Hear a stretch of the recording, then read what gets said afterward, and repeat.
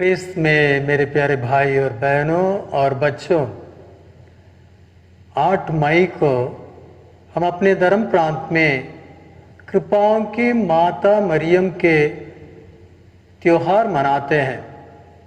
हर वर्ष 7 तारीख मई महीने के 7 तारीख को शाम को सेंट जोसेफ्स महागिरजाघर से मेरठ से हम पैदल यात्रा करते हुए रोज़री बिंदी माला बोलते हुए माँ मरियम के भक्ति के गीत गाते हुए हम तीर्थ स्थान सरदाना की ओर जाते हैं और 8 तारीख सुबह 4-5 बजे हम पहुंच जाते हैं। मिसा बलिदान चढ़ाकर माँ मरियम से प्रार्थना करते हैं और वो पूरे दिन माँ मरियम के त्योहार के रूप में मनाते हैं। लेकिन वर्तमान परिस्थिति इस वर्ष कोविड-19 के वजह से जो लॉकडाउन हुआ है उसके वजह से हम आज इसको नहीं कर पा रहे हैं। इस वर्ष ये तीर्थ यात्रा पैदल यात्रा मेरठ से सरदाना तक नहीं हो पाएगा और इसलिए आज हम विशेष रूप से माँ मरियम की भक्ति करें, माँ मरियम के बारे में मनन चिंतन करें। प्यारे भाई और बहनों, हम पास्का के अवधि में हैं। मई 31 तारीख को हम पेंतकोस्त पर्व मनाएंगे और उस पर्व के साथ साथ पास्का अवधि समाप्त होगी और इस पास्का अवधि में हम विशेष रूप से अपने आप को तैयार करते आ रहे हैं पवित्र आत्मा से परिपूर्ण होने के लिए। और माँ मरियम के जीवन में हम इस बात को देखते हैं, माता मरियम पवित्र आत्मा से परिपूर्ण रही। प्रणाम मरिया, कृपा पूर्ण, वो कृपा से परिपूर्ण है, वो हमारी माँ है। और माँ मरियम सबसे पहला क्रिस्तीय है। एक व्यक्ति कैसे क्रिस्तीय बनता है? बपतिस्मा के द्वारा पवित्र आत्मा को ग्रहण करता है, पवित्र आत्मा के द्वारा जी उठे प्रभु यीशु मसीह के जीवन में प्रवेश करता है और वो क्रिस्तीय कहलाता है, क्रिस्तीय बनता है। उसी रूप से माँ मरियम भी पवित्र आत्मा से परिपूर्ण होकर क्रिस्तीय जीवन को बिता रही है। आज माता मरियम हर क्रिस्तियों के लिए आदर्श है, उदाहरण है, क्योंकि वो सबसे पहला क्रिस्तीय है। हम उसके जीवन को देखें।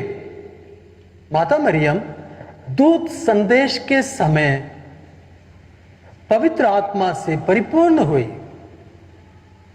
यीश वचन को स्वर्गदूत गैब्रियल के द्वारा मां मरियम ने सुना।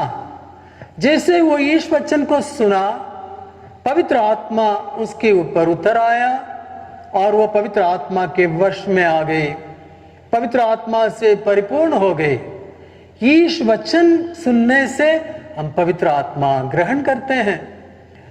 माता मरियम जैसे दूत संदेश के बाद जहां वो यीश वचन सुना, उसके बाद उसका जीवन यीश वचन के अनुसार बन जाता है।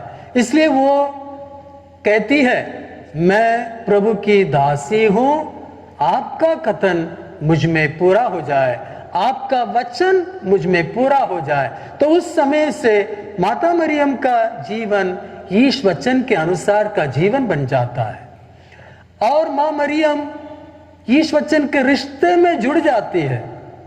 हम बाद में देखेंगे कि जब प्रभु यीशु मसीह मंदिर में शिक्षा दे रहे हैं, माँ मरियम और शिष्य उनसे मिलने के लिए गए।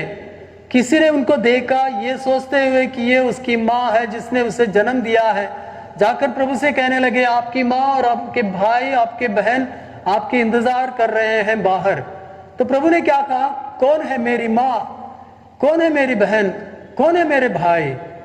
जो यीश वचन सुनते और उसके अनुसार जीवन बिताते हैं, वो है मेरे भाई, मेरी माँ, मेरी बहन, मेरे परिवार, मेरे रिश्तेदार।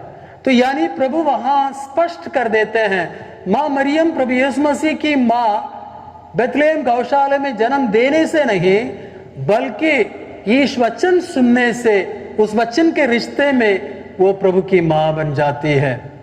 तो सबसे पहला जो व्यक्ति पवित्र आत्मा ग्रहण करता है, जो क्रिस्तीय है, उसका लक्षण यह है कि उसका जीवन यीश वचन के अनुसार है और उसका रिश्ता ईश वचन का रिश्ता है, अन्य कोई रिश्ता नहीं। न खून का रिश्ता, न भाषा के ऊपर निर्भर रिश्ता, न अलग अलग स्टेट्स का रिश्ता, न अलग अलग संस्कृति का रिश्ता, कुछ और बात नहीं, सिर्फ एक ही रिश्ता है और वो है वचन का रिश्ता। ये पहली बात है। माँ मरियम एक क्रिस्ती होने के नाते हम हर क्रिस्ती को ऐसा बनना है। दूसरा है, जैसे माँ मरियम ईश वचन को ग्रहण किया, वो दूसरों के लिए जीने वाली बन जाती है, अदर ओरिएंटेडनेस।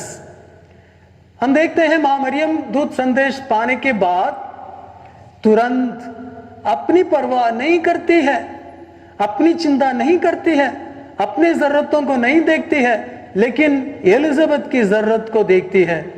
एलिजाबेथ की सेवा में वहां जाकर उसके साथ रहती है, दूसरों के लिए कार्य करती है, दूसरों के लिए जीने लगती है। जो व्यक्ति इस वचन ग्रहण करता है, इस वचन के जरिए से पवित्र आत्मा से परिपूर्ण होता है, वो दूसरों के लिए जीने वाला बन जाता है। हर क्रिस्तीय जो ईश्वर की आत्मा से परिपूर्ण और संचालित है, वो दूसरों के लिए जीने वाला बनना है, वो है क्रिस्तीय का लक्षण। तो इसलिए परिवार में जो पिता है या माता है या बच्चे हैं, वो एक दूसरे के लिए जीने वाले बनना है, पड़ोसियों के लिए जीने वाले बनना है, जरूरतमंद लोगों के लिए जीने वाले बनना है। एक व्यक्ति जो क्रिस्तीय है, इस वचन को ग्रहण करता है, पवित्र आत्मा से परिपूर्ण हो जाता है, वो दूसरों के प्रति संवेदनशील बन जाता है, दूसरों के प्रति उदार बन जाता है। संवेदनशीलता और उदारता, ये दोनों उसके अंदर हो जाता है, वो है सच्चा क्रिस्तीय। वो हम अपनी माँ से देखते हैं। माँ मरियम एलिजाबेथ के प्रति संवेदनशील बनती है और एलिजाबेथ के प्रति उदार बन जाती है, उसकी सेवा में उसके लिए अपने जीवन को समर्पित करती है।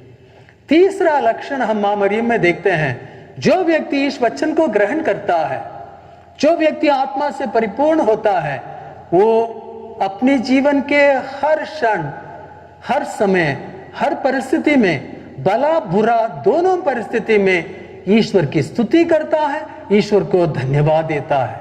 माता मरियम अपने पूरे जीवन में ईश्वर की स्तुति करती है, ईश्वर को धन्यवाद देती है। क्रूस के नीचे खड़े होकर भी माँ मरियम ईश्वर को धन्यवाद देती है, ईश्वर की मर्जी को स्वीकार करती है।